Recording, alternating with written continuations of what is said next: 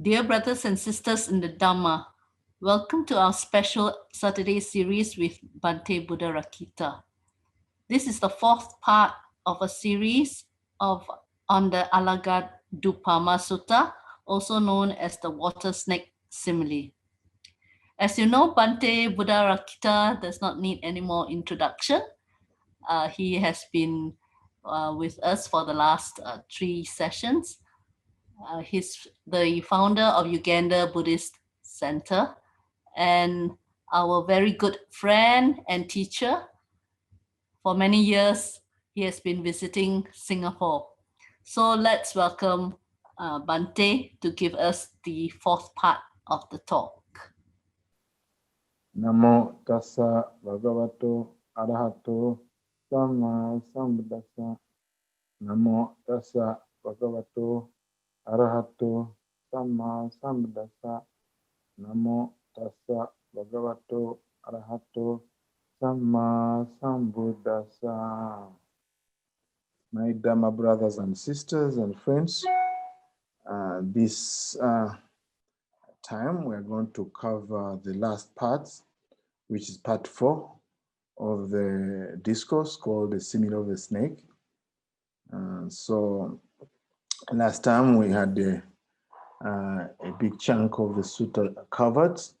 We discussed about, we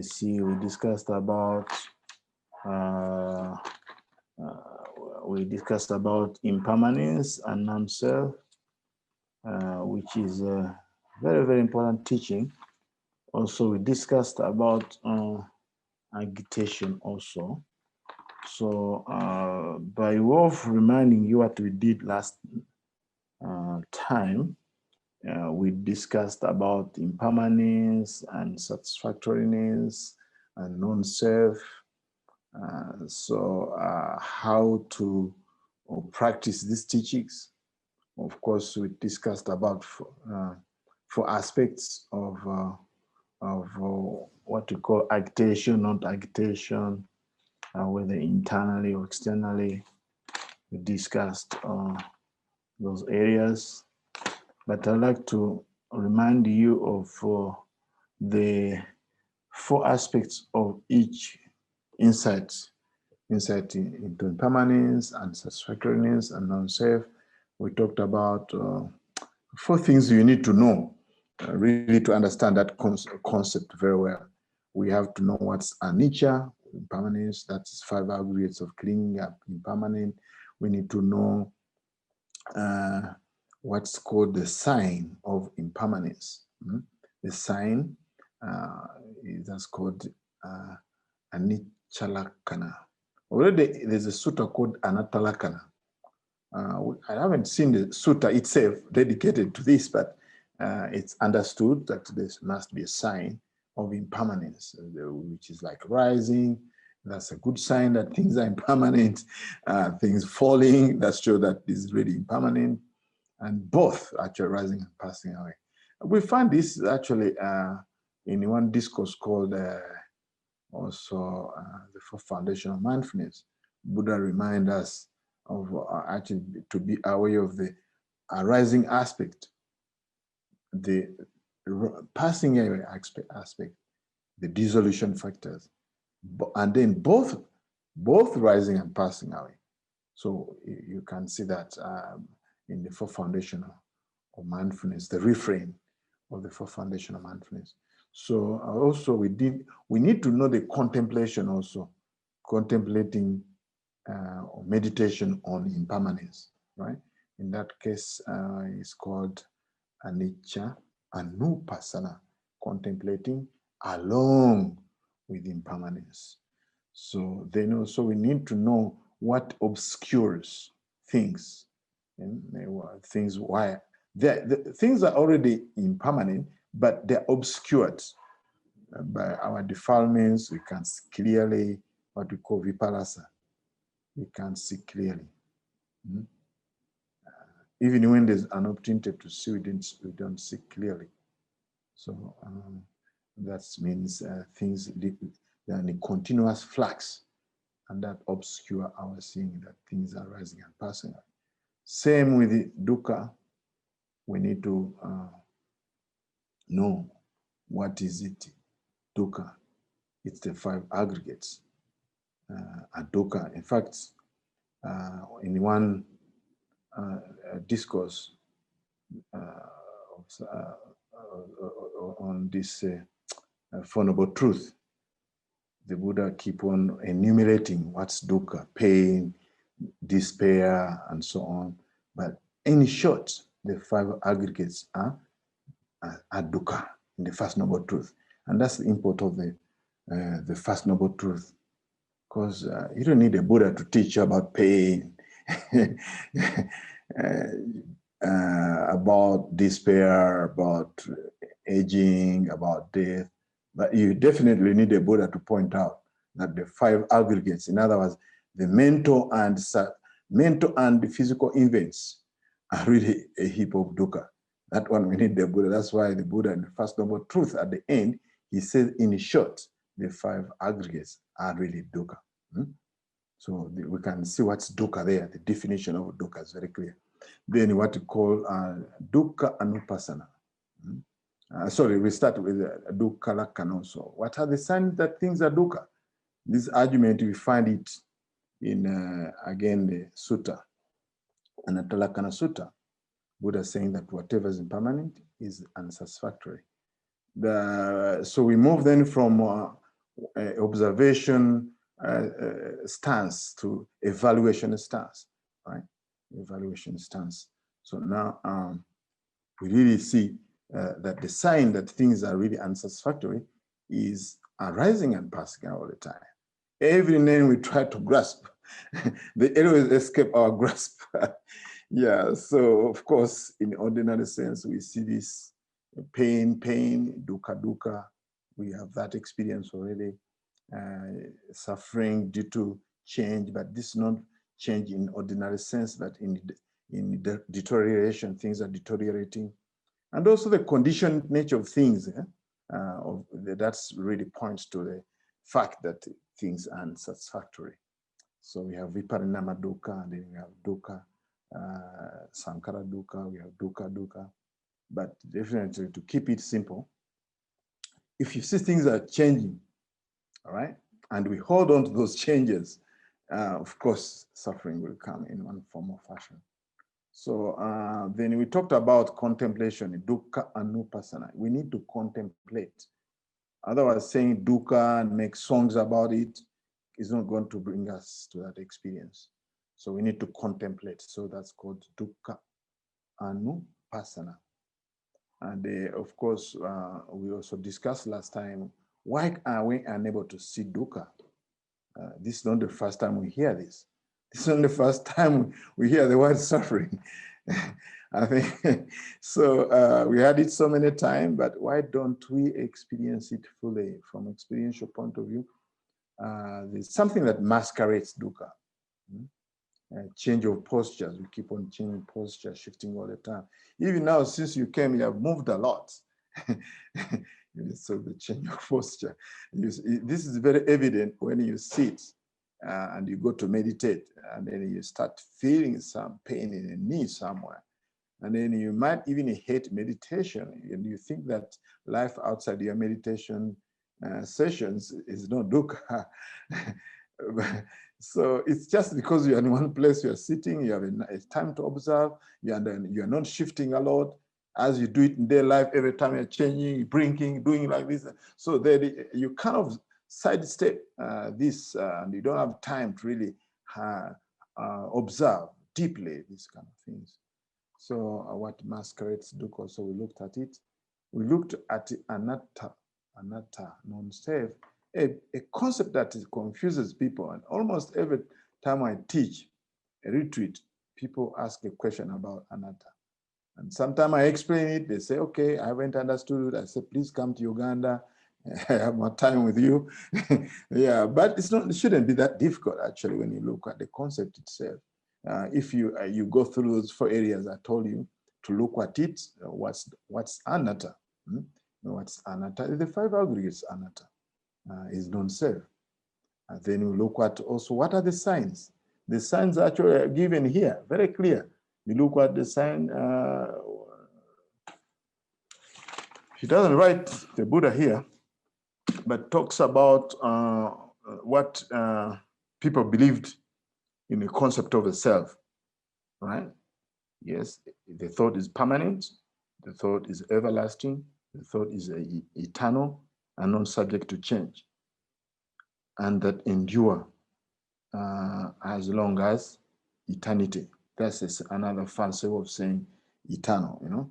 But when you look at the concept of self, it even predates Buddhism. That's what they thought the self was. And up to now, people think like that. So this is called soul theory or self theory. And what the Buddha is trying to say, yes, there is a process. There is a psychophysical phenomena, the five aggregate subject to clinging. But this is not permanent. Yes, it's not, in other words, beyond control. It's beyond control, but here, not subject to control. That's what they're talking about. But when we find out the teaching on non-self, and it has to be emphasized that you have to look at what people thought before the Buddha came. So they thought that the soul is permanent, everlasting, and eternal. But the Buddha, what he did is to use the five aggregates and take one by one in an Anattalakana Sutta also. And he say, okay, the body, is the body permanent? The body is not permanent, we all know. I told you that after 10 years, 7 to 10 years, you should even give yourself another name. If you want. All the cells will be done, gone, you know. Then I told you that I might change my name to Buddharakkita. And then after that, Sangharakkhita, you know, now I'm Buddharakkhita because things are changed. To remind me, I might forget that the same Buddharakkhita for the last 10 years. But things change. I want to have the reminder that Buddharakkhita has changed, transformed. Yes, so no, this happens actually all the time. It's a process, actually. That's why the five aggregates, they are events, they are processes, right? So when you look feelings, we find out they're changing all the time. Perception, they're changing all the time, everything. So the Buddha concluded that actually the five aggregates are the opposite of what people thought. They are impermanent, which is the opposite of permanence. They are not eternal, as people thought. The subject, they're beyond our control. We cannot say, okay, my feeling lasts 2 hours or whatever, you know. So I think we saw that. Let's go to what we have to study now. This was a recap. Of course, I have to remind you what masquerades this concept so that instead of people seeing non-self, they see a self. Is the solidity. Things look so solid, actually. Even ourselves, things look so solid. And in fact, to break that solidity, the Buddha gave a series of similes, 5 similes. He talks about the body is like FOAM, form. He talks about feeling is like bubula. Bubula is bubbles. The bubble look like solid, but they change. Then for the perception, he gives a simile of a mirage. As a young person in Uganda, I enjoyed mirages. You know, I would sit in front of the car and then the driver would drive and then I would see a lake and water. And when I reached, there was nothing. It kept on going. Later on, I found out that actually when deers in USA are thirsty, they start looking for water. And then they keep on going to see water, only not to find water. And finally they die. So the Buddha compared perception to a mirage, you know. It looks real, but only to find out there's nothing, basically. And then he compared to mental formations, to planting a plantain tree, you know. You keep on peeling until you find no core. Yes, you get disappointed, basically. So then he compared to the consciousness. Consciousness, he compared it to magician tricks. A magician, again, that's something fascinated me as a young man in Uganda. I have spent a long time without seeing magicians. but they would do something, and then it looks so real. But they told me if you go behind and find out what they're doing, you find out there's really nothing, really nothing. They conjure up something and to make believe, you know. So this is a 5 similes point to how things look so solid that they're not. Right? So and that's what masquerades us, masquerades this concept. Right? Instead of seeing things that they are non-self, you see them as self. There's solidity into them, and that's why we try to practice meditation so that we break through. We break through these concepts so that we see these as mental events, as physical events. Yes, basically the 5 aggregates seem to be like 5 aggregates of clinging are just processes. They're not nouns, they're verbs, in other words. Okay, that's enough for the past, what we have covered in the past. Let's go to what we need to discuss today. Today we start with an arahant. An arahant is the person who has realized the 4th level of enlightenment. Sister Eileen told you last time to share this with the people. I don't know if you shared. So at some stage you have to discuss that list. But let us read. There are a few similes pointing towards to what an arahant is, because this is the book page. This is page 233. So I'm going to read for you. Because this bhikkhu is called one whose crossbar has been lifted. All right, his crossbar has been lifted. This is an arahant. That's the final stage of enlightenment. When they say bhikkhus, you should not get confused. It could be also bhikkhunis. This is a reminder. So it's very, very important to remember that the Buddha his audience was mostly bhikkhus, but he had bhikkhunis also. And also you have to remember, but this is in a commentary, that a bhikkhu, it has another meaning, that anybody who sees fear, anybody who sees fear in the round of birth and death, right? Which is called samsara. And I like that definition very well, because it is through seeing that, oh, this process which seemed to be not ending, you get born and dead, birth and rebirth, and keep on going. And once you see that you're afraid, in other words, you want to stop this process through the practice of Dhamma, not through the process of committing suicide, because that one doesn't stop it. Just keep going. So if you really see this, that this is terrible, that I want to reduce this process or eliminate this process altogether. So you practice and attain final enlightenment. And that's what we are talking about, that is an arahant, you know.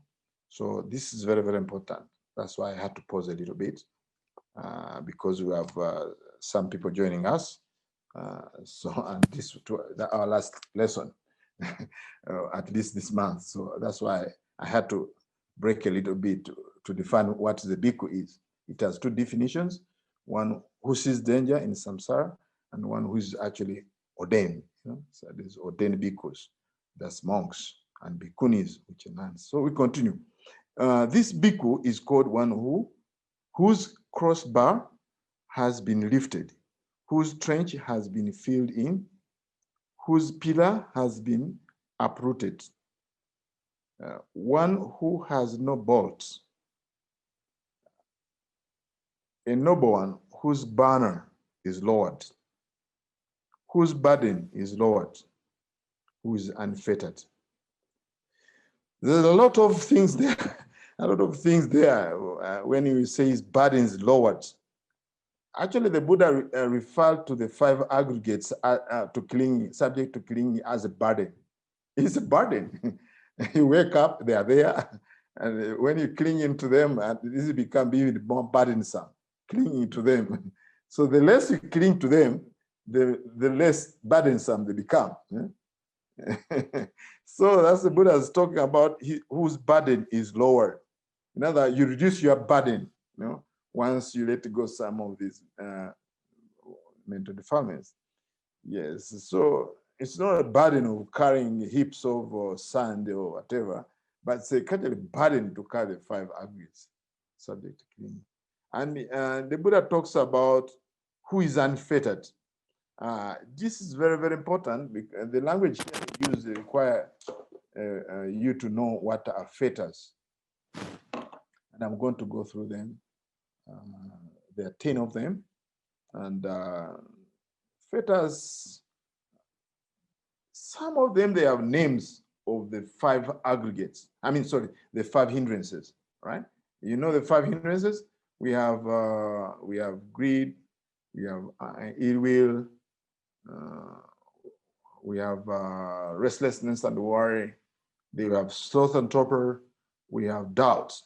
So they have similar names, but there's difference, even when they carry the same name, but there's slightly different.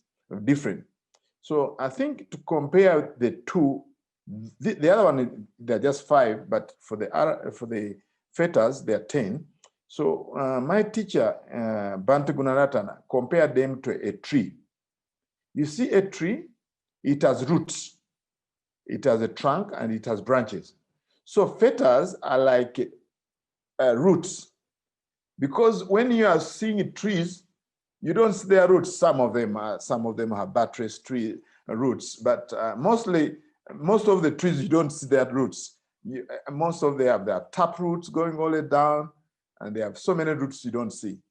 So what we see actually as the meditators, we usually see what nourishes those branches, leaves, stems. So what you see is the hindrances. In other words, the manifestation of fetters. So you can see ill will clearly. Those are the branches you are seeing. But below that, there's what we call ill will also. But given a different name because this is deeper. In other words, if you are to look at fetters, look to be like dormant, anusaya. In other words, they're sleeping there. They are nourishing what you see. And the hindrances are more on an obsessive level, and they're on a transgression level. So that's the difference, even when they carry the same name. So anyway, let's put it this way. Fetters are these are the mental defilements that tie us to the round of birth and death. They are right there. Hindrances, you can keep on drowning them a little bit. Let's say at one time you can practice and you don't have sloth and torpor. You can practice and you don't have restlessness. You can subdue anger as a hindrance.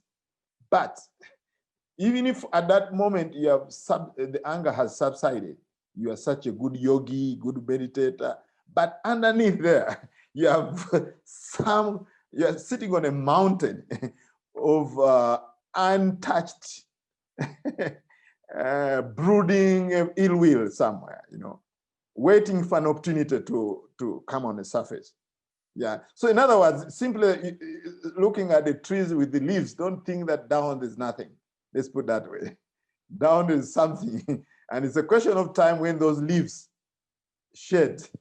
And it's another season, especially somebody from UK can understand this. So the leaves will be shed off, but sooner or later, spring will come and they spring up. Where are they coming from? So they have a food. They have food from the roots, So that's the difference. So it's very, very important when the Buddha talk about unfettered, you should then understand the noun, which is fetters. So when somebody is unfettered, that means he has overcome these fetters, the 10 fetters. Are we together? Yes. So now he talks about bolts, one who has no bolts. So now, again, these bolts are mental defilements. Don't take it too literally, like bolts, like the one nuts and bolts. No.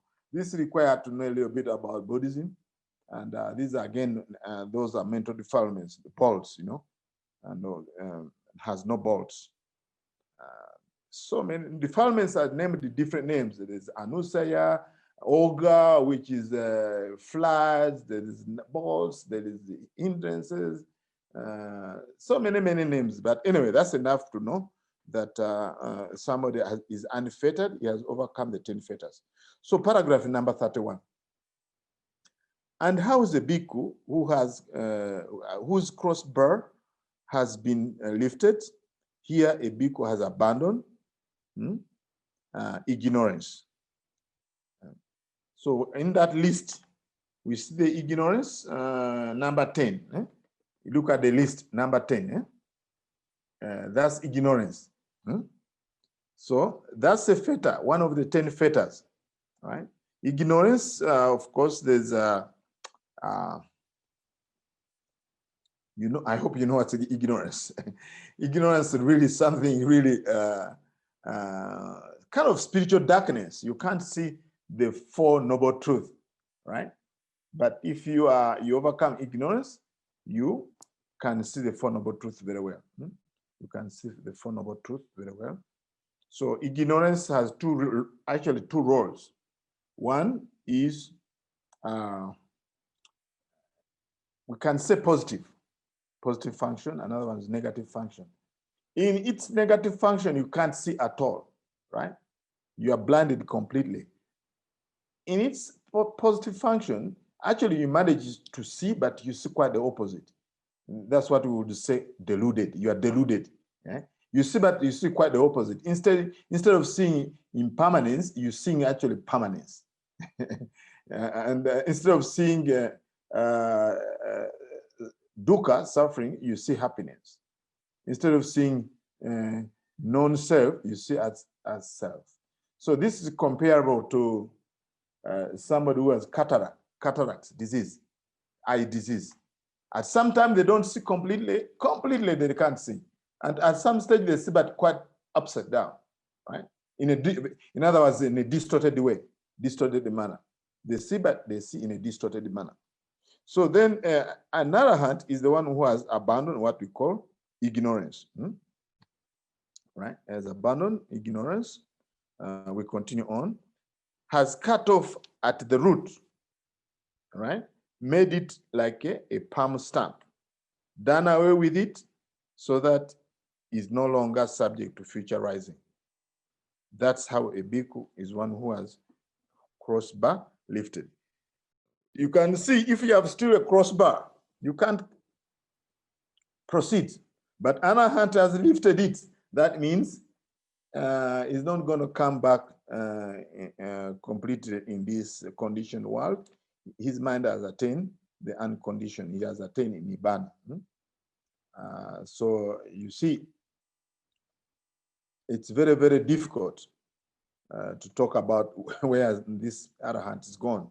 The Buddha tried to give a couple of similes. One is about fire. When fire is stopped, when you stop the fire, where does it go? Does it go north or south or west? But that kind of actually simile is not here, but it's again in these books of Nikayas. But it's not here, but I want to visit that simile. When one hears that simile, one can think that reaching arahantship is annihilation, because if you blow fire and then you can't say where it's going, north or south or whatever. So then it has a connotation of, okay, well, there's nothing. But Buddha had to give a simile of the ocean, that somebody who has attained such an attainment, he has attained the unmeasurable, just like you can't measure the water in the ocean, right? You can't measure the water in the ocean.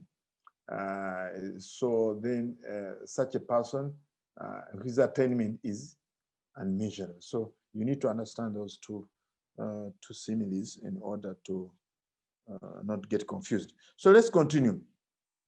Paragraph number 32, and how is the bhikkhu one whose trench has been lifted in?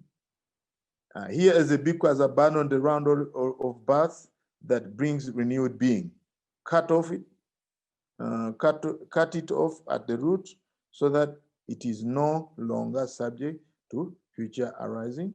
That's how the bhikkhu is one whose trench has been filled in. I think that's also pretty much forward. Number 33. And how is the bhikkhu whose pillar has been uprooted? Again, in the same way, we're not going to read the verbatim. I think you can read. That's also Buddha giving different similes of how somebody can reach that stage and what follows after that. So, of course, here the book is talking about one whose pillar has been uprooted, is the one who has abandoned craving. So when you look at the list I gave you, so really the sutta is going through those various fetters, like one was really abandoned the 5 high fetters. We call them higher fetters. There are 5 of them. One is craving for final material existence, craving for my immaterial existence, conceit, restlessness, and ignorance. So the Buddha now has given already one, ignorance. Now he's talking about craving, right? He's talking about craving. He may not talk about others, but I told you how the Buddha teaches. It's understood. It's understood. Yes. So now he's talking about one who has abandoned craving, has cut off from its root, right? And that's the bhikkhu, one whose pillar has been uprooted. Now, paragraph number 34, and now a bhikkhu who has no bolts. Here, the bhikkhu has abandoned the 5 lower fetters, right? According to him, if you abandon the 5 lower fetters, you are the one who has no bolt. So now, the 5 lower fetters are the first fetters. What they believe in permanent self, skeptical doubt, attachment to rules and rights and rituals, sensuous craving, ill will. So when somebody has abandoned those 5, then this is a person who has no bolts. That's why this list is very important. I gave you when you were in a second class, so I told you keep it because you can say exactly what somebody who has no bolts, right? And so this one, so that they no longer subject to future rising, that is how a bhikkhu who has no bolts. Basically, once somebody has abandoned the first 5 lower fetters, then is somebody who's attained, of course, what we call anagami and returner. Then once they only cut off the first fetter, which is number 6, then they are the one who are said they're on a path. The moment I'm reading in a handout there, the moment one of these fetters become eradicated, one is enter what called the arahant path. In other words, you just need only to eradicate one and you enter into path. But when you attain the fruit, you have to actually eradicate all the 5, and then you become a fully enlightened being. So we continue paragraph number 35. And how is the bhikkhu a noble one whose banner has been lowered, whose burden is lowered, who is unfettered? Here, a bhikkhu has abandoned conceit, I am. You see it again there? Do you see it? On a chart, conceit is there. The Pali word is mana, which literally means measuring. Measuring, you measure either you're superior to and the other people are inferior, and the other way around, or even equal is another measuring, because there's a delusion that there's yourself and you're separate from others, right? In ordinary sense, we don't see this, but from a point of enlightenment point of view, still that's a fetter, even when you see that we're equal, because that's again comparing, that's measuring. Yeah, that's measuring. Processes, you measure processes, Yeah, so this is conceit. Sometimes they translate it as pride, conceit, I am. Sometimes this I am, that's called conceit. It's a deep defilement. It's very subtle one. Very subtle one. You can even overcome what you call belief in a permanent self, but that one is very, very difficult to overcome. Very difficult to overcome. Okay, this is this is a bhikkhu, a noble whose banner is being lowered, who has overcome conceit. You know? Actually, it's very interesting because when you have a banner, you carry it around you, you know? You carry around you have a banner. So it seems to me we are carrying this conceit around us. I am as compared to others, that we are superior, they are superior. So we have kind of a banner carry around. We are superior, you know. Other people are inferior. So it's amazing, probably why the Buddha is talking about the banner. You know? Because a banner is what you carry around to show what you are. So it's very interesting. Okay, 36, because when the gods with Indra, with the Brahma, and with the Prajapati seek a bhikkhu who is thus liberated in a mind, they not find anything of which they could say the consciousness of one thus gone is supported by this. Why is that? One thus gone, that's a Tattagata also. I say it's untraceable here now. That's a very complicated statement. Even Bhikkhu Buddha had trouble to explain it. Yeah, but basically, to begin with, even now, there's no really permanent self in somebody. This mind, which is as an attained enlightenment, you cannot really trace. That is going to live here, that has gone here. This is something that we can come to it as a question, but let us continue. We can discuss more when you have time. It seemed to be Bhikkhu Buddha also was stamped and was not satisfied with explanations. We can go to the footnote, but let's first finish. We are going to revisit that statement. We are going to revisit it. Okay, we are going to page 234. Misrepresentation of the Tattagata. Tattagata is a name the Buddha called himself, right? Tattagata, that's gone, that's come. So it's a very, very interesting paragraph. And the whole section there is very, very interesting. Let us go one by one and see. Paragraph 37. So saying bhikkhus, so proclaiming, I have been baselessly, vainly, falsely, and wrongly misrepresented by some recluses and Brahmins. Thus, the recluse Gautama is one who leads astray. He teaches annihilation, the destruction, the extermination of an existing self. As I am not, and I do not proclaim, so have I been baselessly, vainly, falsely, and wrongly misrepresented by some recluses and Brahmins. Thus, the recluse Gautama is one who leads astray. He teaches annihilation, the destruction and the extermination of an existing being. So now, this statement, misrepresentation, is more of the representation by what we call eternalist. Eternalist, people who have this eternalist view, they thought that the Buddha taught what we call annihilation, annihilation of a self. So when he was teaching about Nibbana, they thought that he is teaching annihilation of self. So now, anybody who learned about this teaching of the Buddha, one of the concepts that are grappling with, find it difficult to understand Nibbana. What's really Nibbana? What's Nibbana? So they thought that it's annihilation. You can drive your car, you can have your house, you can have your children. so very, very difficult to understand when the Buddha was talking about I teach suffering and the end of suffering.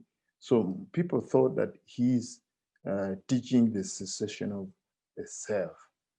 So, but the Buddha was teaching about the cessation of suffering, the cessation of the clinging to the five aggregates. We are going to see even for ourselves as we continue to read. Paragraph number 28. Because both formally and now, what I teach is suffering and the cessation of suffering. Let us pause a little bit. That statement alone, I teach suffering and the cessation of suffering, it has been actually misinterpreted for over centuries. that Buddha teaches only one thing and one thing, suffering and the end of it. It's a very common phrase in Buddhism, and people quote it a lot. Wow, the Buddha teach only one thing and one thing, suffering and the end of it. People have challenged me, okay, well, those are two. But when you look at English language, as long as you put and, that means two. So it goes to say that if you say that Buddha teaches one thing and only one thing, suffering and the end of it, it means then the Buddha taught only the two noble truth, not the four noble truth. You see? Yes, this is very, very, very important to remember, that the Buddha taught the four noble truth. And actually, Buddha taught many other teachings, many other teachings, political philosophy. We found out teaching to lay people. Though those teachings also fit in the Four Noble Truth, but this is the most misquoted phrase that the Buddha teach only one thing and only one thing, suffering and the end of it. But according to the advice of Venerable Bodhi, he talks about reading this phrase in conjunction with another discourse in Sanyutta Nikaya, number 12. This is what you should read, like when you go to it. So the Buddha said that one with right view, who sees that whatever arises is only dukkha arising, and whatever ceases is only dukkha ceasing.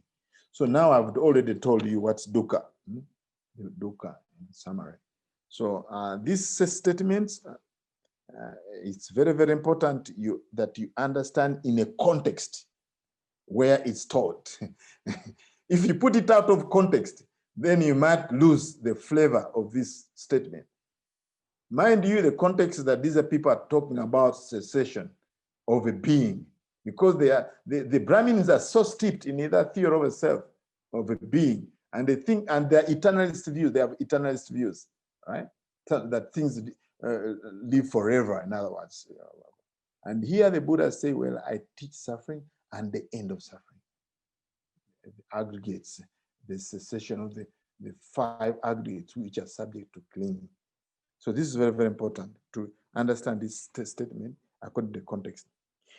We continue. If others abuse me, revile, scold, and harass the Tattagata, for that, the Tattagata on that account feels no annoyance, bitterness, or dejection of the heart. And if others honor, respect, revere, and venerate the Tattagata for that, the Tattagata on that account feels no delight, joy, or elation of the heart.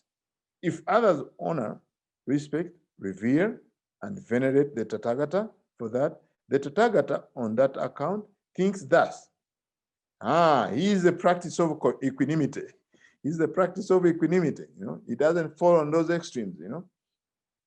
They perform such services as this for me in regard to this which earlier was fully understood. The Pali word for this is called parinya. In Pali, we have so many words ending up with nya. Panya, sanya, vinyana, parinya. This is nya are very, very important, because in many ways they can drive us to what to call the practice of equanimity, right? Because you have fully understood the five aggregates of clinging. At some stage, the Buddha asks the monks. He asked the monks, if other recluses meet you and ask you, why do you live the holy life under the Buddha? What are you going to answer? They didn't know what to answer, actually. He asked them the second time. The third time, he said, what are you going to answer if people ask you why you live a whole life under me, under the Buddha? So then Buddha said, well, next time, this is what you have to answer. It's for the full understanding of what is to be fully understood. That's why you live a holy life under the Buddha. So we find the word full understanding there in that phrase. So now, the word parinya means full understanding. So anybody who has understood the 5 aggregates, not only understand, but fully understood them, cannot take them as I, mine, myself. So only one person who is going to get hurt or elated, who think that is the self, who is being harmed, which is being criticized. So next time people criticize you, find out if there's really anything, there's a self there somewhere being actually harmed, right? Easier to say, but when it comes to the reality, you feel really there's a kind of a ego bruised, a bruising of the ego, and scratching over the sense of self. So really, this is what the Buddha is talking about. They perform such services as this for me in regard to this which earlier was fully understood. In other words, already the Buddha has understand there's no self, there's non-self. We have to be very clear, not there's no self, but there's non-self. That means whose praise is this? You know, whose praise is this? Is it because he has already fully understood that there's non-self, everything is permanent, and there's non-self. So he has already done this. So whatever the praise or blame, already it doesn't count very much, basically, because really it's just the process of the 5 aggregates. Myself, I read some teachings of a monk in Burma. No, I was actually in Thailand. He had a knack of mathematics, playing with mathematics. He said, number 0 and number 1, figures, in other words. And I heard that whenever they praise him, he would put a 0 before 1 instead of in front of 1. All right. So you remember number 1, you put a 0 before that. Oh, this monk is good and they do this and this. That praising was the 0 and he was putting in a proper place. So he didn't want to put zeros after 1. Because if there's a 0 after 1, it become 10. Another person prays, that's 100. Like this, it goes million and million and million. You say, okay, I'll be really full of myself. I will be so elated and all. So to avoid this elation, so whenever somebody says, made a praise, praised him, he would say a 0, where to put it? Before 1. So as many 0 before 1, what do you end up? Still with 1. So he started, in other words, that was a good sign of equanimity, playing with numbers. So I used to use that kind of thing. If somebody blame me, or this monk is going to go to hell, I put it before 1. And if they blame me, praise, or whatever they do, I will put these zeros before 1.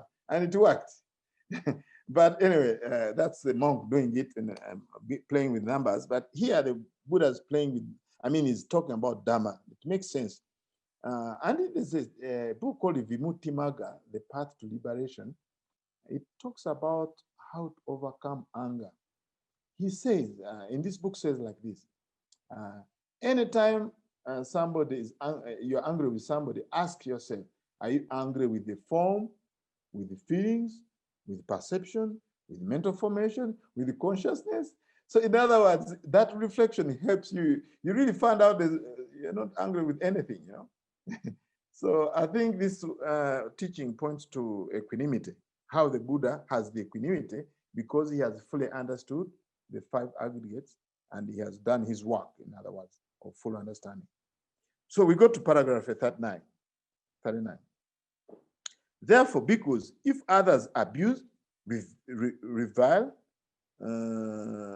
scold, and harass you on that account, you should not entertain any annoyance, bitterness, or dejection of the heart. And if others honor, respect, revere, and venerate you on that account, you should not entertain any delight, joy, or elation of the heart. If others honor, respect, revere, and venerate you. On that account, you should think thus. They perform such services as these for us in regard to this, which is Arya, was fully understood. In other words, people are performing this service. In other words, either they are blaming you or defaming you. Or for us, what they are doing, we have already understood it. There is no need to get swayed, you know. So this is a real practice of equanimity. There's even a discourse, it's called Mangala Sutta.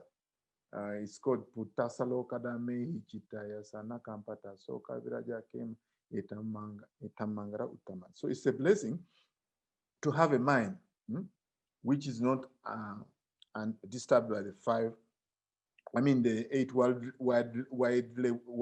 winds. That it's a pair, you know, like a pain and pleasure, profit and loss, pain and loss, honor and dishonor, fame and disappointment. So this is really the practice of equanimity. And on the other hand, definitely, he has equanimity. We have an equanimity.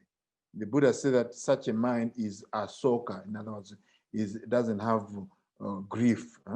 Asoka viraja is not gluing on to this conditioned world. As kema is secure. So it's stainless, is secure. So that's a sense of mind that has attained this equanimity. Friends, when we are not yet enlightened, in one way or the other, we are going to be swayed. When somebody praises us, when somebody blames us and all these things, but it should be work in progress to remind us that in the ultimate sense, there's no self. There's non-self, everything's changing, not the same. We should not be contending to something that is passing out. It's just like winds, and that's a good metaphor. It's like when the winds are blowing, you have to put on a windbreaker, you know. But if you start actually holding them like this and start fighting them, you're going to lose, you know, reacting to the wind, you know. So we should see them passing through, you know, passing through. So we continue what not yours. It's that paragraph number 40. No, not yours. Not yours. Also a very interesting paragraph. So let's read it. Therefore, when I was in Singapore, I used to make you read. And we share this session, but for all this time, there's no way of asking you to read, you know. So you remember each of you used to read, especially Sister Eileen and others. But anyway, I have to do myself. But anyway, no problem. Okay, therefore, because whatever is not yours, abandon it. When you abandon it, that will lead you to your welfare and happiness for a long time. What is not yours? Material form is not yours, abandon it. When you abandon it, it will be for your welfare. Feelings, mental perception, mental formations, and consciousness is not yours. Now, my friends, here we are. The monkeys in Uganda here, sitting here. And you tell Bhante, we would like to send you a robe for Katina so that you can dress. And your robe is getting old. We want to give you a gift of a robe. And then I said, no, don't give me this robe. It's not mine. It's yours. Then I'm in Singapore. Last time I was in Singapore for a long time, I think for 3 months. And many of you took care of me, you gave me food, and you come to pick me at Teloko Blanca in the apartment where I used to stay. You drive there, then I have to come out. Bhante, let's go to the hospital to have a blood check. Blood is not mine, because blood belongs to Mateo, and I should give it up. It's not mine. So, Sister Eileen, please go, leave me alone in my apartment. So what do you think? Are you going to feel happy? Because I mean, I should follow Buddha's teaching. And here's Buddha telling us, material form is not yours. You should abandon it. And you're doing me a favor. You come to take me to a hospital. And I say, well, the Buddha told me to give up what is not mine and I should abandon it. So I'm not going, sorry, you know. So please go back. I'll find in the evening and I go to Buddhist fellowship. We'll meet you there when we talk about Dhamma, but please, I've given up what's not mine, and the blood is not mine, and my this and that is not mine. The eyes, because Brother Jerry took me for my glasses also. I said, okay, my eyes are not mine. Why do you buy eyeglasses? So tell me exactly what you'll feel if I take Buddha's teaching like that. And many people take Buddhist teaching like that, by the way. I'm not just fabricating things.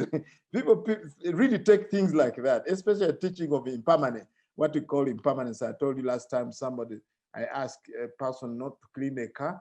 I said, please clean your car. Your boyfriend has a BMW, is so clean, it's white, he's not even a Buddhist. This person was a Buddhist and he used to bring a car with green also. I said, why don't you clean your car? She told me, oh, you know, Bhante, Buddha taught anicca. So this car is impermanent. So I should not clean it. Oh, I say, oh, this person. Because Buddha taught things that are impermanent, precisely, we should take care of them. You see? So now we have to understand Buddha's teaching like this, on a relative level and on ultimate level. On a relative level, relatively speaking, it's my body. It's my body, I have to take care of it. But when you look in ultimate sense, this body has some laws it has to follow, are beyond mine. Yes, it's aging, I cannot stop it. If it was mine, I could stop it. So many things doing. So we shouldn't actually really understand this from this angle, that in ultimate sense, that the 5 aggregates are processes. 5 aggregates subject to clinging or clinging processes, right? We should abandon the attachment to them.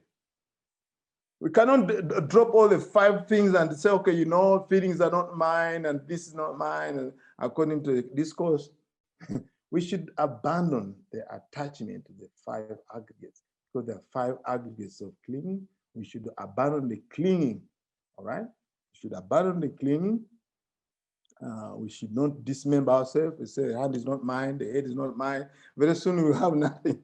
So, yeah, because it's not mine, I should just abandon it. No, we're not going to abandon our body, but we are going to keep up cleaning it, but abandon the cleaning of it.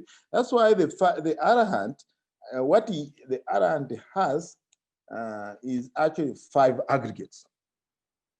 We, before we reach the final enlightenment, we have what we call 5 aggregates subject to clinging, pachupadana kanda. That's a distinction. What they have abandoned is, so this has to be understood in this context. Otherwise, you're going to argue with people. You're going to argue with people, and you base your argument on this discourse. Right? So consciousness is not yours. Abandon it. When you abandon it, that will lead to your welfare and happiness for a long time. Paragraph number 41. Bhikkhus, what do you think? If people carried off the grass, sticks, branches, and leaves in this Jetavana's leaf grove, or burned them, or did what they liked with them, would you think people are carrying us off, or banning us, or doing what they like with us? Oh no, Venerable Sir. Why not? Because that is neither ourself nor what belongs to ourself. So, too, because what is not yours, abandon it. When you have abandoned it, that will lead to your welfare and happiness for a long time. What is it that is not yours? Material form is not yours, feeling is not yours, perception is not yours, formation is not yours, and so on, consciousness is not yours. Really, this is another way of contemplating of what we call nature, dukkha, anatta. Before the Buddha was leading into the questions, what is impermanent, is it fit to be called suffering, and then what's impermanent and non-self, is it fit to, I mean, what's impermanent and the non-self, I mean, suffering, is it fit to be called that it has a self?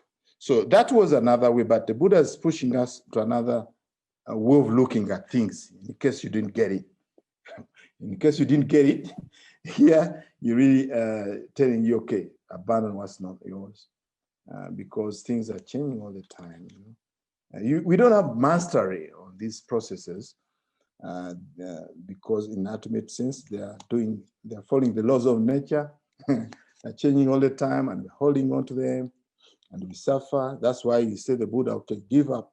Don't get attached to the material form. Don't get attached to the feelings. Don't get attached to the perception. Don't get attached to mental formation. Don't get attached to consciousness. But we should not take too literally that the body is going to be this. We should discuss the body, discard the body. We should have no feelings. We should say, oh no, you take me to. Used to take me to a restaurant, vegetarian restaurant, and you give me food. Bhante, how was the food? Oh, feelings are not mine. Sister Eileen. So we should understand the context, the language, linguistically, what we talk, and ultimately what we do. And I told you about that when I think I was teaching last time about non-self. So what we use as a language, it's okay. What we use as a shorthand device to represent the the psychophysical phenomena is still okay. If we say that I, mine, just to represent the 5 aggregates of clinging, it's okay. As a psalm, the Buddha talk about you should be a lamp unto yourself. You should practice yourself. And it's okay, linguistically speaking, using reflexive sense, it's okay. But what's not okay is to take the 5 aggregates that they're permanent, they're eternal, right? That they are eternal, as we already said. So now you should understand also in this context what's yours and what's not yours. Okay, finally, in this Dhamma, because the Dhamma well proclaimed by me, thus is clear, open, evident, and free of patches.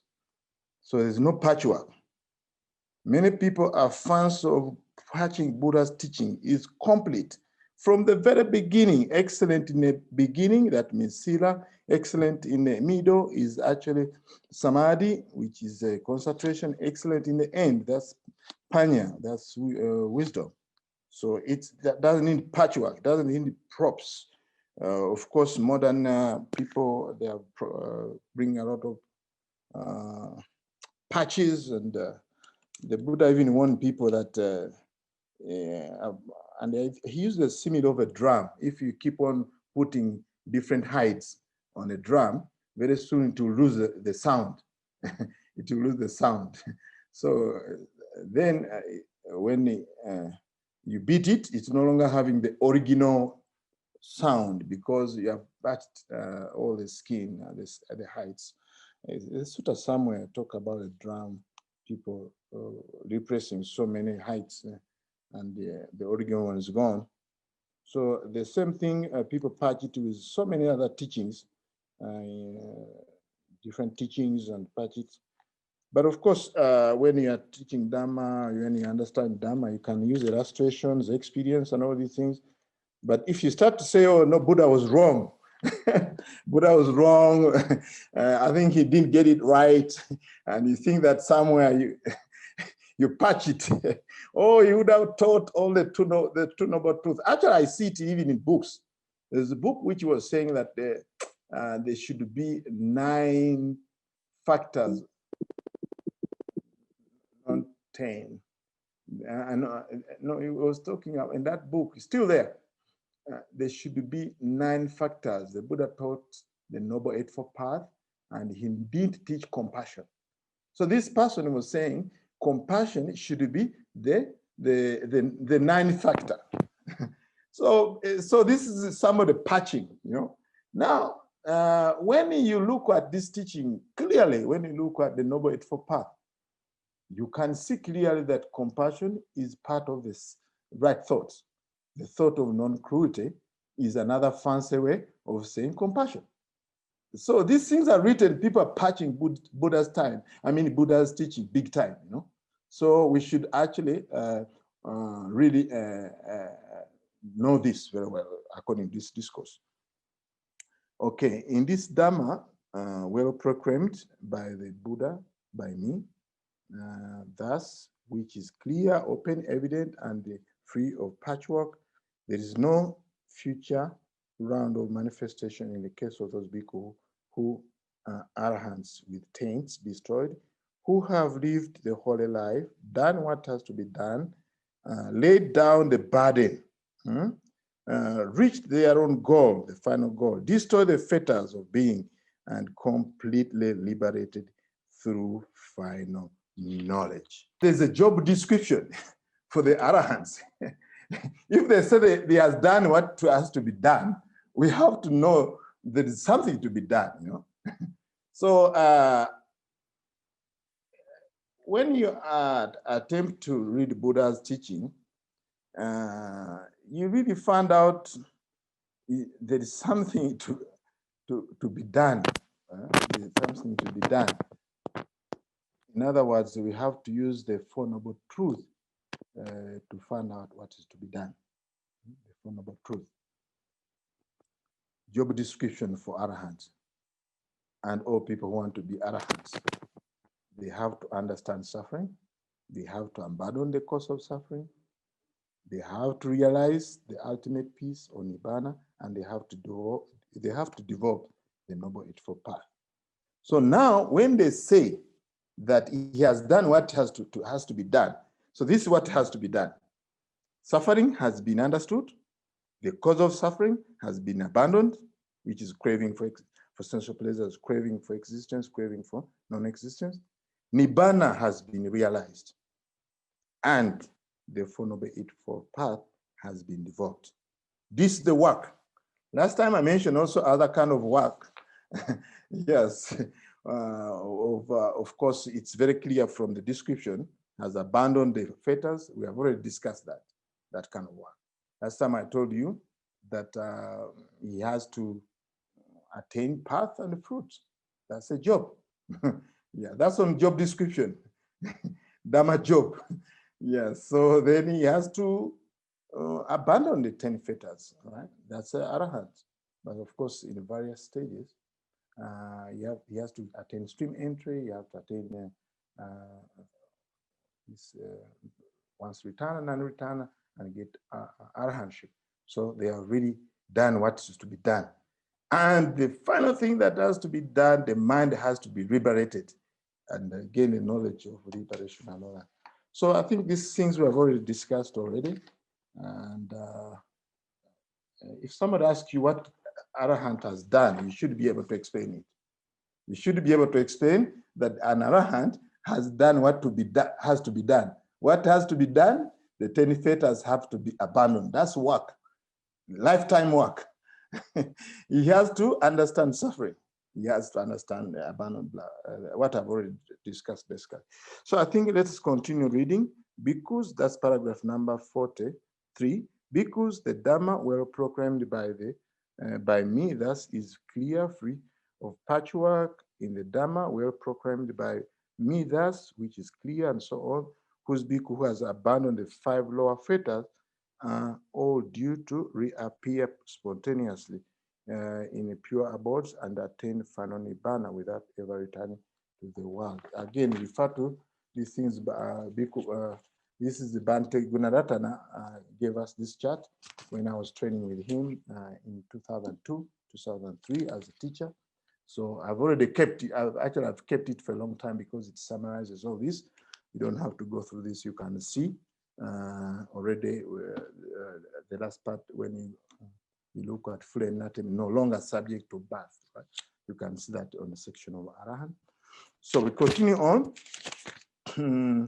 44, because the Dhamma well proclaimed by me, thus is clear, and so on. In the Dhamma well proclaimed by me, thus, which is clear, free of patchwork, those bhikkhus who have the three fetters and attenuated hate, lust, and delusion, once return as returning once to this world to make the end of suffering.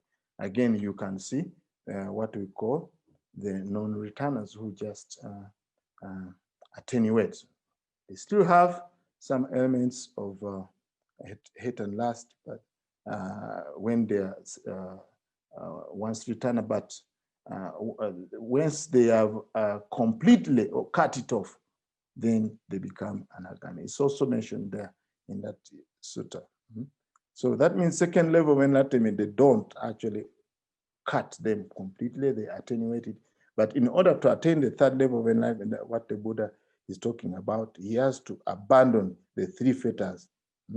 They have to abandon the three fetters and attain non-returner when they have abandoned completely, fully free from the above five fetters.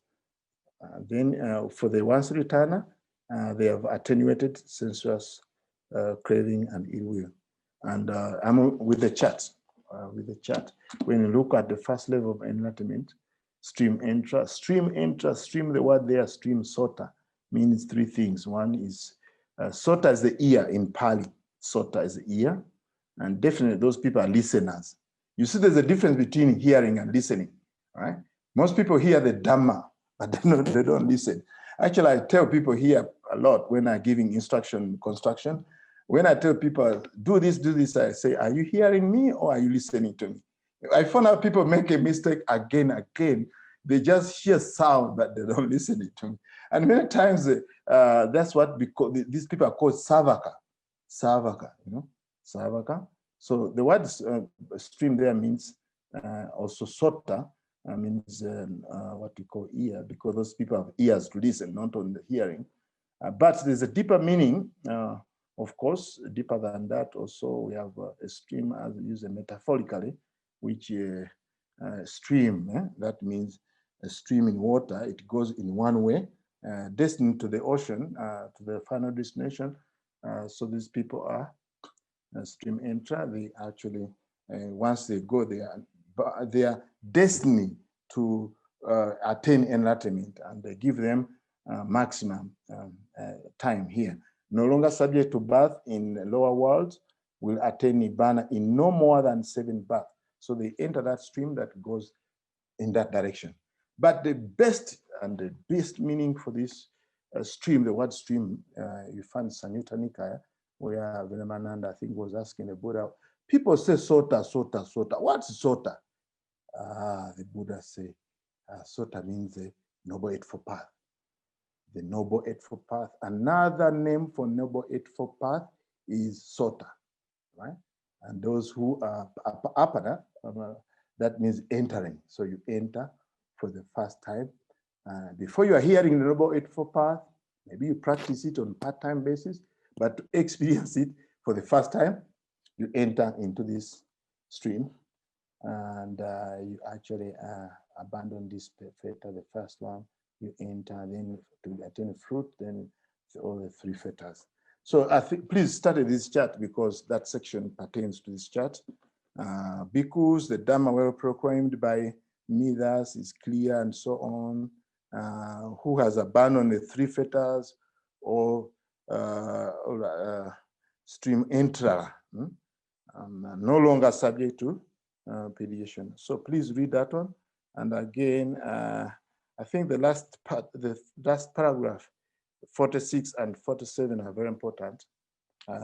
So we should read them because the other one is all explaining here on the chart. We read the 46th paragraph. Because the Dhamma well proclaimed by me, thus is clear, free of patchwork. In the Dhamma well proclaimed by me, thus, which is clear, free of patchwork, whose bhikkhus are Dhamma followers or faith followers are headed for enlightenment. So this looks like a consolation prize, but actually these people, they are practicing. They have not attained yet enlightenment, but they have what we call, they are developed what we call the 5 spiritual faculties, faith and confidence. There's faith and confidence, there is energy, there's mindfulness, concentration, wisdom. So 5 spiritual faculties. But if somebody is a Dhamma follower, that means the faculty of wisdom is predominant, as we call Dhamma followers. So it doesn't mean that other people are not following the Dhamma. Yes, they are actually following Dhamma. But this person, who is called a Dhamma follower, Dhammanusari, is actually having predominant wisdom.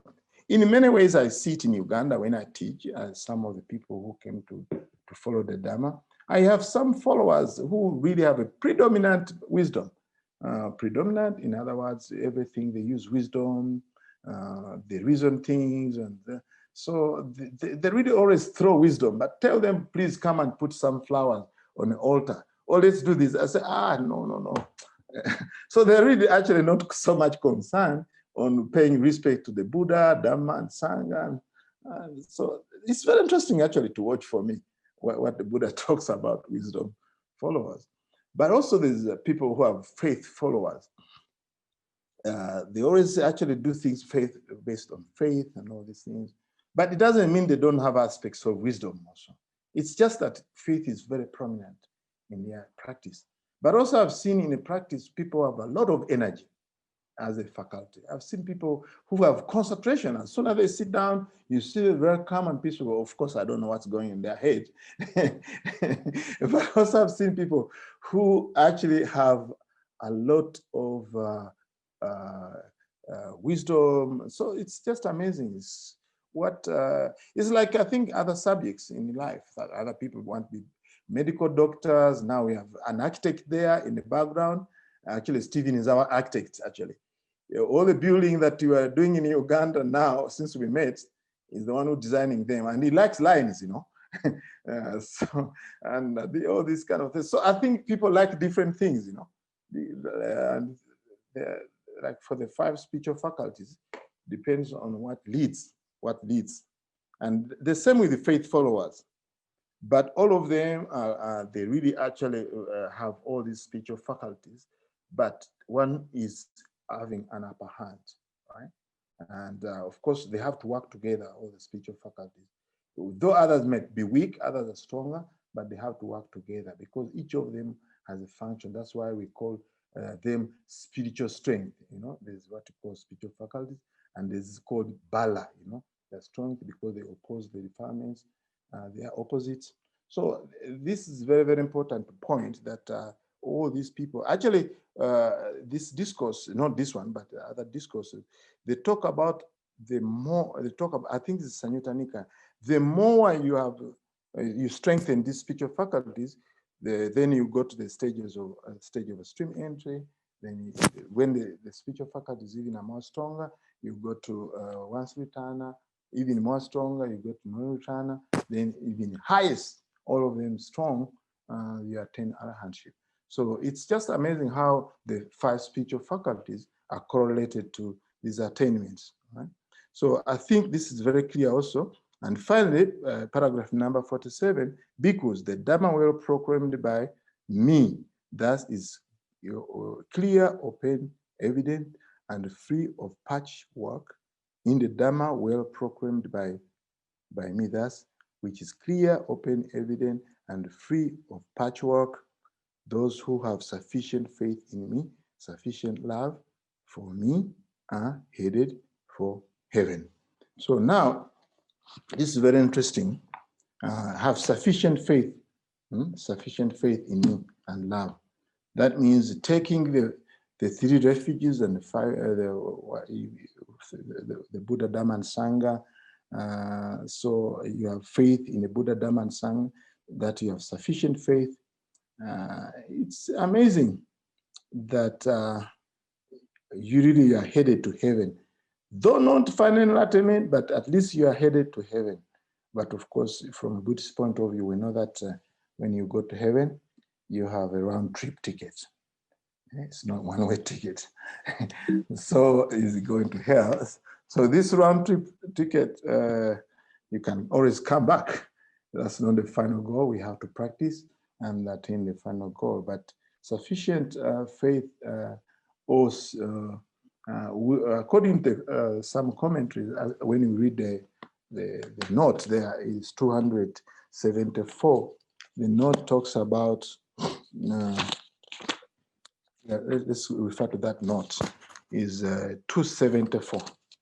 274. I think the note is talking about that this person have practiced insight meditation. Okay, let's go to the note.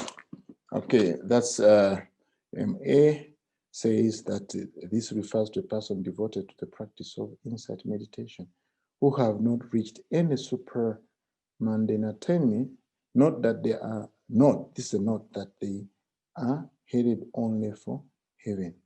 They are headed only for heaven, not for enlightenment. Though if their practice matures, they can attain the path of stream entry and thus attain assurance of enlightenment. Okay, so there is a note there. Basically, we have to have faith in the Buddha, Dhamma, and Sangha. We have to practice the precepts. The precepts that the Buddha talks about when you are generous, when you don't get angry, when in other words, when you have loving kindness, and once you say the truth. That's in the Dhammapada. The Buddha talks about that can lead to heaven. So here is talking about when you have faith in the Buddha. But if you, when you look at other discourses, when you see the Buddha, you see the Dhamma. When you see Dhamma, you see the Buddha. So when you have faith in the Buddha, that means you practice. That's a practice. These practices are there called Buddhanusati, reflecting on the qualities of the Buddha, reflecting on the qualities of the Dhamma, reflecting on the quality of the Sangha. This is what we call Buddhanusati, Dhammanusati, and then Sanghanusati. Yeah, so this reflection brings a lot of joy, and of course, joy leading to different mind states, as I told you. And of course, when you add insight, because that's mindfulness itself, recollection. Buddha Anusati. Buddha Anu means along, Sati means recollection. So really to have that love for the Dhamma, for the Buddha, it's not just mere, oh, I love the Buddha. Oh, what about the five precepts? No, for me, I love the Buddha. Was a very a tall person or what? No. Actually, there's some practice behind it. That's what I understand, actually. I don't think just loving the Buddha, okay, no. I don't love other people, but the Buddha, wow, he was such a power. You look at his nose, look at his ear. We're not talking about that love, as we love our friends. So it means actually a little bit of practice. Yes, loving kindness, then faith. When you have faith and confidence, it kind of sparks that devotion. And this devotion is not blind devotion, it's actually reflecting on the quality of the Buddha. Oh, the Buddha abandoned, purified the mind of greed, hatred, and delusion. You may not attain the final level of enlightenment as the sutta says, but you must have that faith and confidence in the Buddha. And those who have sufficient. The question is, how sufficient is sufficient? That's also another question. How sufficient is sufficient? For me, I've told you how I would understand it. So for me to have sufficient love for the Buddha, I have to do what we call Buddhanusati. I need to reflect on the quality of the Buddha. In summary, these are qualities of purity, of compassion, of wisdom. And if I can actually bring those qualities, and the Buddha said, whoever sees the Buddha sees the Dhamma, and whoever sees the Dhamma sees the Buddha. So if I can put some aspects of the Dhamma of what the Buddha taught, I can see the Buddha and I have sufficient love for him. And I think that can bring me to, I'm heading towards heaven. And of course, I've told you another discourse which talks about when you practice, when you give, when you ask, if you have a little, when you have, you don't get angry, and when you speak the truth, you are next to the gods. So I think this is the end of the discourse.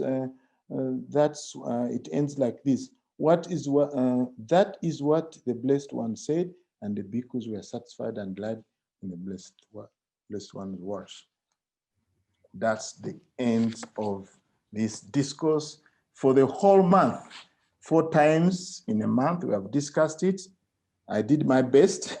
I thought that I should summarize it today, but for the benefit of those people who didn't attend from the very beginning. So, but it seems that I summarized it at the very beginning. On the very beginning, when you asked me to teach, I actually went through it like a knife through butter.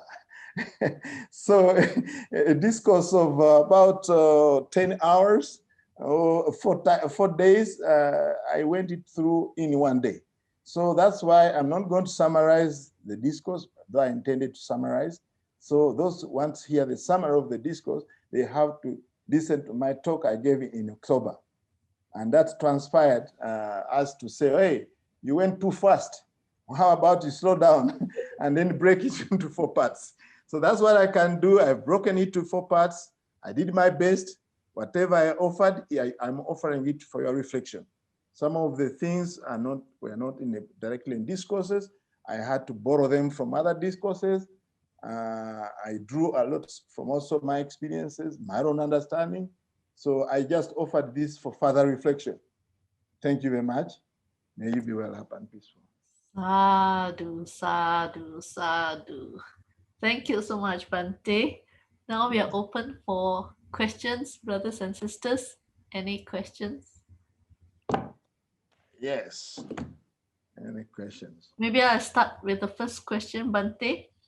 When Buddha said the Dhamma is free of patchwork, what does he actually mean? You know, when you have things which have holes, they are demanding somebody to put a patch. Okay. I'm going to compare this.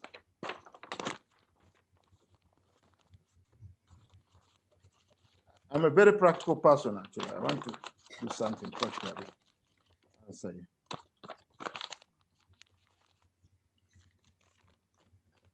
This one. When you see this paper, you need to patch it and put something so that there's no holes. You need to patch. So this is not free from patchwork. You see this paper? It's not free.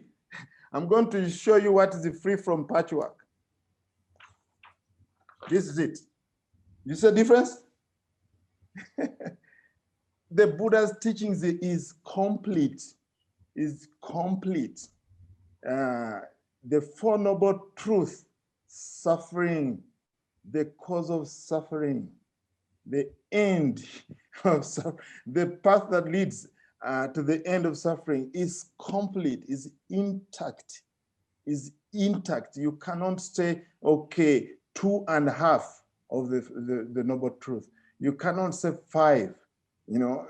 In fact, when you look at the Buddha's teaching, I'm just talking about the Four Noble Truths. Any attempt to pull one out of the system, it's very difficult, and it won't be successful because all of them work together. Right? When you develop the Noble Eightfold Path, you understand suffering. Fully, you understand it. Parinya, I told you parinya. When you understand suffering, you abandon the cause of suffering.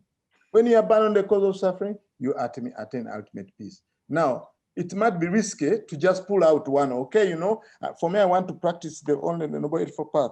And in many ways, we have those problems these days. People want to practice only mindfulness. Only mindfulness. And I've seen this problem, actually. I've seen this problem. One time I was going to Japan, and I went to Japan, and we reached in the evening.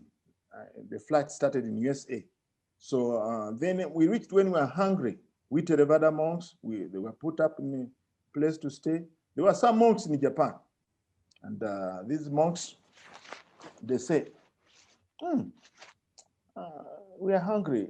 We are going to eat in the next day, breakfast, but we are so hungry. Then this person told me, you know, the Buddha taught the fourth foundation of mindfulness. Let us go and eat dinner with mindfulness. That's what putting patches, you know, because this person who was advising me to go for dinner, he has not seen the patch, the vinaya, the discipline for monks, you know. So many times I encounter people like that. So now, if you are going to look at Buddha's teaching in isolation, you are going to see the need to have patchwork. Let's say, for instance, I'm just giving an example. We have already finished the Four Noble Truth. Let me give you an example from the 5 faculties, 5 spiritual faculties. If you are going to pull one out of the rest, out of the package, these are the problems we are going to have. Faith, let's say you pull it out of the context of the whole package, and you say, well, I'm going to teach about faith only. I'm not going to care about efforts, about concentration, about mindfulness and wisdom. And then you teach faith or you practice faith out of those contexts. Very sooner or later, you are going to see the need to patch because you are pulling it out of context. But if you bring them together, so then we can even mathematically say faith is plus energy plus concentration plus mindfulness plus wisdom. You put it as a together, it's like no patchwork, no need patchwork. It's complete in itself. If you isolate, you're going to have patches. In other words, faith is not going to have a context of effort. It's not going to have a context of wisdom. Then any teaching actually, even when we talk about the 4 Brahma Viharas, if you just take metta, that's like universal love, or every teacher is talking about, whether Hinduism or whatever. So you pull it out of context. So now what has helped me a lot. Whenever, and I got it from Bhante Gunaratana, my teacher. Whenever I find a teaching somewhere, the first question I ask, where did the Buddha teach it? What is the other factors around it? Whether it's energy, whether it's faith, grace, generosity, mindfulness, because now that's what we have. We have people who are talking about mindfulness and drop the rest. When I was in West Virginia, in the monastery, I used to walk and I found out some flyers of hunters. In West Virginia, you know, it's wild there, people are hunting. They are saying, we are harvesting deers. We are happy to be part of the cycle. So people can say, now we are going to shoot the deer with mindfulness. Now, mindfulness, if you want to understand mindfulness fully, at least from what I've been trained, you have to look at the Noble Eightfold Path. Where does it fit? It fits with the right understanding. It fits with right thought. It fits with right speech. It fits with right action. It speaks with livelihood, effort, then mindfulness itself also, then at concentration. Then Buddha's teaching is this one. If you are going to talk about mindfulness out of context, this one. And that's why the Buddha is cautioning people, please, is free from patchwork. Thank you, Bhante.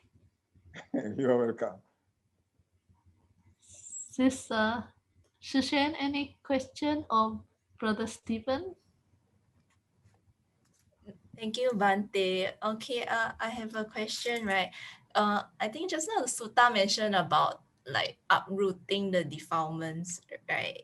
Like the Arahant has completely like uprooted their defilements and abandoned their ignorance, right? So Yes. it's like I've actually drawn like a tree. So this one, right? I mean, these are roots, right? So most of us, right, when we go for a retreat, right, maybe we can lessen some of our defilements, but then when we go back to our lay life, then the roots grow again. So it's sort of like we can't uproot them completely. So does that mean like it's like it has to be a very consistent sort of practice such that our defilements lessen over a long period of time? Like how does it like work over time? Thank you very much for your question. There is something that you're showing. Maybe your sound was not very, was kind of bouncing back to me. There's some illustration you put on a paper. Yeah. What was it? What was it? Okay, it's a picture of a tree with roots.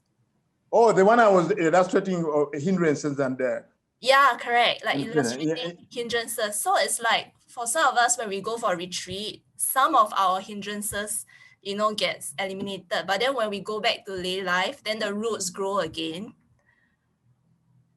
Oh, yes, my friend, my Dhamma sister. This is work in progress. This is work in progress. So don't give up. This is not entertainment weekend, Yeah, this is not, when we go for the retreat, it's actually to push an extra envelope, but this is constant work. This is a whole life work, Yeah, you go again and go back, here we go again, and it comes, but I think it's not the same. I think for me, I look at the Dhamma practice as a two-way. I can demonstrate this as a two-way.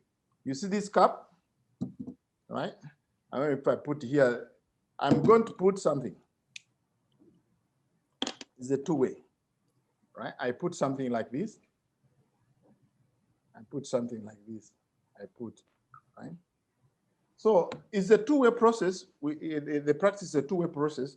It's putting, but also there's removing, right?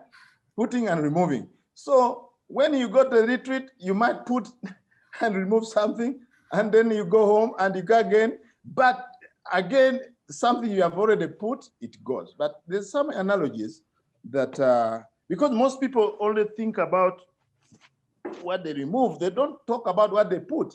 By going for the retreat, you are putting your faith. There's no single person who would go to the retreat without faith. So you put your faith, that will never go. You may gain something, yes. You may maybe go back home and have anger, but nothing will shake your faith, because one faith is a drop, so that next time you have another faith. So that you have another faith, even when I come to Singapore, you say you can't listen to the Dhamma. So you're building on faith. In other words, the illustration of putting and things getting out, you should know is a two process.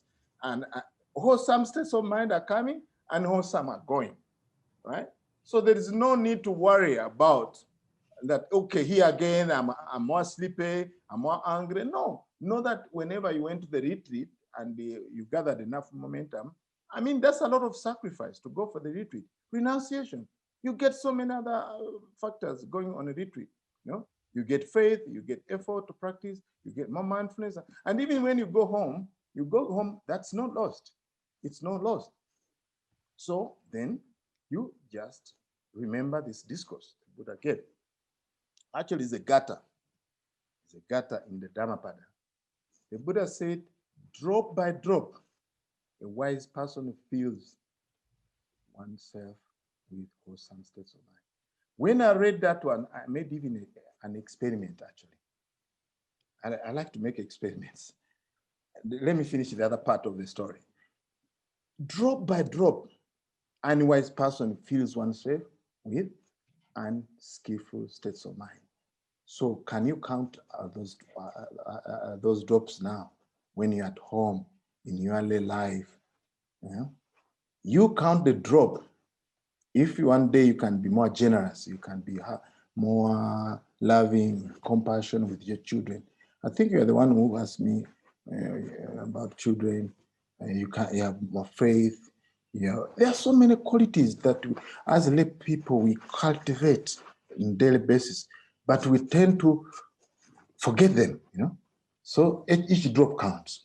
So for me, I wrote a book called Drop by Drop, actually, because I was so fascinated with that possibility of liberation, right?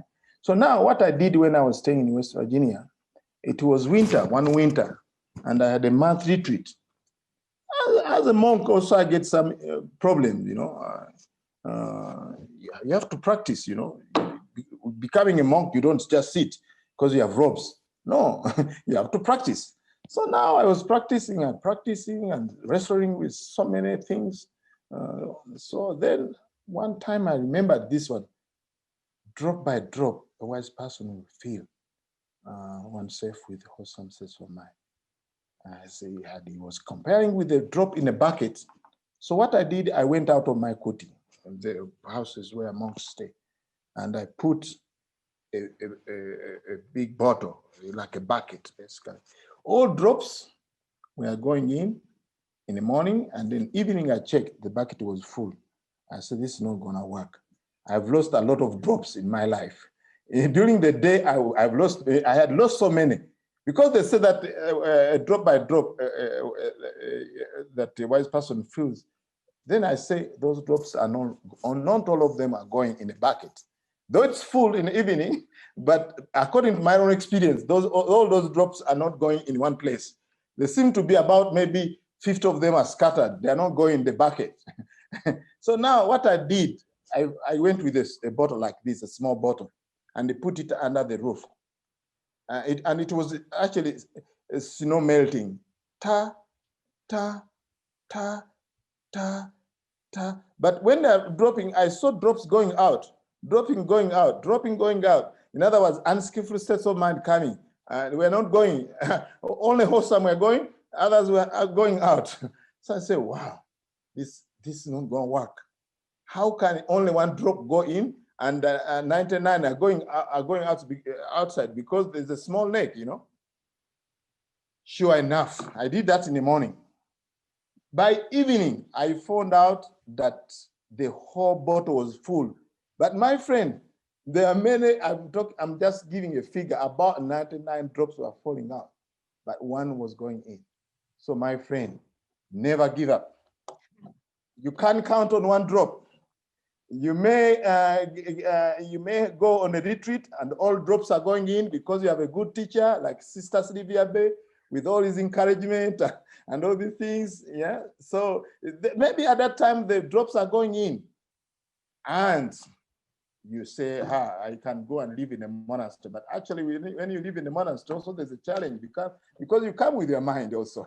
So maybe the difference between we monastics and you as the person is that we have no excuse not to practice. That's the only difference. We have to practice, you know. I cannot say, I cannot practice because I'm building projects here. No. But you, I'm a lay person, I have to work, I have children. You can give excuse, I can't. So my friend, if you go home and you have this bottle and many drops are going out, just count on what's going in. What's going in is your generosity. Listen to Dhamma. You can do that at home. That's how collecting wholesome, Read the book, read the Dhamma book. Maybe you have anger because the child messed up the whole dining and all this kind of thing, So then forget about that. Try to, even your intention actually counts. Your chetana, your intention to be good, that counts, right? Your sila, you take the 5 precepts. All those are actually drops that you can count on as a lay person. Just being that you're even on a path, that's already a drop.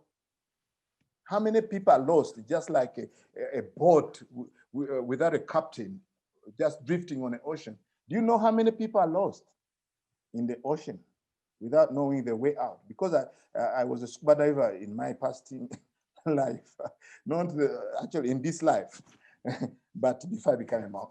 So now, one time I would go on a boat. I went on a boat to Suratani, the first time I was in the ocean. It rained. It rained, and I didn't know how to dive. I had a friend of mine from England. He had done diving. So for me, I thought that was the end of my life. The boat could not see its way. The captain lost. He didn't know the direction of the island where we were going. The ocean was rough, and the engine stopped working. I'm telling you, there are many people like that. In this Dhamma, following the Dhamma, you found a path to liberation. You may have challenges, many drops going out, but there's one going in. You may not recognize it, but count on it. The rest, I say, Google my book and then read about this, because the reason why I wrote that book is because whenever I taught retreat at Bhavana Society, I used to teach retreats with my teacher, Bhante Gunaratana, and other teachers. People ask me this question. Bhante, we came to the monastery here. You taught very well, because we used to teach. Bhante Gunaratana and Bhante Rahura, we used to teach a longer retreat. I would give talks and interview. There would people, 80 years I stayed in West Virginia. This question kept on coming. Bhante, I've come to Bhavana Society. You are all you monks, you've given Dhamma talks. Now I'm going, how can I practice this home? How can I take this practice home? I told these people, don't leave it in a dumpster here. Take it with you. And then I'll give tips about it. So that led me to write that book called Drop by Drop, actually, because I've done the experiment and I wrote a book to help people who ask me this question at the end of the retreat. So I think I went at length with this question, and I want to call it the end, because the builder here is coming, Mr. Shok. Stephen, Mr. Shok is coming today. Actually, he told me he's coming at 4:20 to talk about building projects. So, but in case you want to have a summary of the whole discourse, find some time. After today, I'm open, because I've not started teaching other things. So I can summarize the whole sutta to touch points that actually are very, very important. Because the first talk I gave, actually, I was thinking it was done, basically. But during this talk, the 4 discourses I've given, a lot of things have come. I want to tie them all together. So this is the time I request you, if I have a chance, I could summarize the whole sutta in one talk to gather all the nuggets of wisdom. Yeah, so that Thank you, Bhante. So can we invite you for a 5th talk next week? I'll do that. I'm open to that, because there's a lot of nuggets of wisdom that have come along the way that I need to just flash them out to put the whole sutta together, so that we don't have so that we don't have patches. So we don't have patches. Thank you very much. Thank you, Bhante. Thank you, Bhante. You're welcome. So happy to see Sister Sylvia there, and all of you, Stephen and Sister Wang and Eileen. So it has been a joy to share with you this sutta, and looking forward to the summary. The summary is just going to go to see the points we actually touch that are juicy, because the sutta has about 10 points which are juicy. Very, very, very important really to clarify. But at the end of this session, there was not enough time to do so. And also, I think it will open more questions. If I do that, then it will open some questions. So I'll give one more talk to summarize. Thank you, Bhante. That is called a bonus talk. A bonus. Always good to hear from you, Bhante. Yes. I learned so much from you. And when are you coming? Well, I like to come when international travels are open, and yes, I'm longing to come to Singapore. We look forward very much to seeing you again here in Singapore. You're welcome. I'm back here already. I'm not going back to Yangon. Anyway, thank you very much for your presence, Sister Sylvia Beck, and all of you. And when I go to Burma, I'm not going back. I might go back just to close shop, but I'm actually back here in Singapore. Oh, you're back here in Singapore. So when I come to Singapore, I'll see you there. I'll be here. Okay, thank you very much. Thank you very much for listening. And yeah, may you be well up and peaceful. And I think what I'll do is to share the merit. Okay. Akasata Chabmata Devana Gama Yukita Punyatam Anodita Chiramrakan Tilo Kasa Sana Chiramrakan Tudesana Chiramrakan Tumampara Vita Wata Chakami Santanam Santanam Devas more than to sabbe sutta, and more than to sabbe pita, and more than to sabba sampati siddhya. Idame nyatina hotu sikita hotu nyatayo. Idame nyatina hotu sikita hotu nyatayo. Idame nyatina hotu sikita hotu nyatayo. The blessing. Sabiti yo vajantu sabarogo vina satu mateva wantantara yoskipika iko baba. Abivada nasiri sani cha Buddha pacha eno cha taro dhamma wantante ayano sukamba. Watsaba mangala rakan sabadeva ta sababudan bhavena sabadaman bhavena sabasangan bhavena sada soti bhavantute. With your listening of the Dhamma and my teaching of Dhamma, this brings a lot of merit. May these merits be all shared with all our relatives, friends, and departed ones. May it be a cause and condition for attain liberation. May you be well, happy, and peaceful. May you have the fourfold blessings, which is long life, beauty, happiness, health, and strength, spiritual strength. Thank you very much.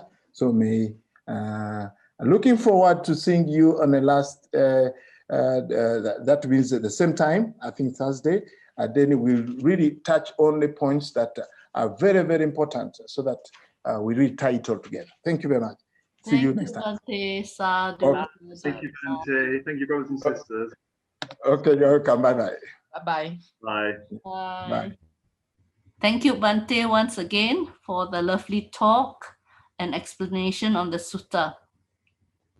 As Bhante said, he will be giving the fifth part, conclusion of the sutta on the main points. Meanwhile, you can download the notes from Bhante on the stages of enlightenment. The link will be provided in the YouTube or Facebook.